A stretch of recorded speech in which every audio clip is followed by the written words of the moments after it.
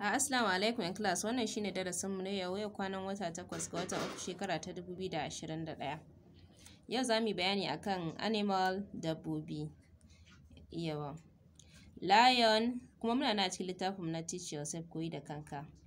Lion zaki, tiger damisa, jackal dila, lizard ƙadangare, gorilla gwaggon biri, hyena kura, horse doki, camel raƙumi, pig alade, cat mage, donkey jaki, monkey biri, crocodile kada, frog kwaɗo, snake maciji, dog kare, stag shamuwa, tsetse-fly ƙudan tsando, elephant giwa, bat jemage, spider girgizo, dove kurciya,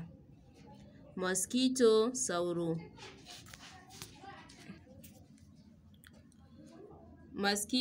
sauro, cat shirwa, cockroach kyankyaso, rabbit zomo, giraffe raƙumin dawa, rhinoceros karkanda,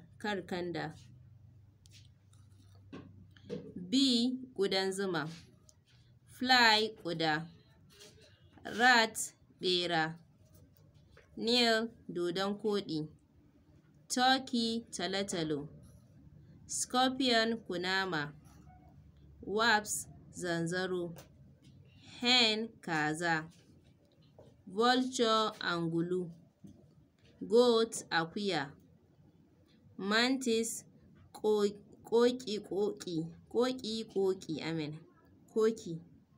cows shanu, cat kyanwa. So wannan shine darasinmu na yau, sai kuma gobe idan Allah ya kai mu.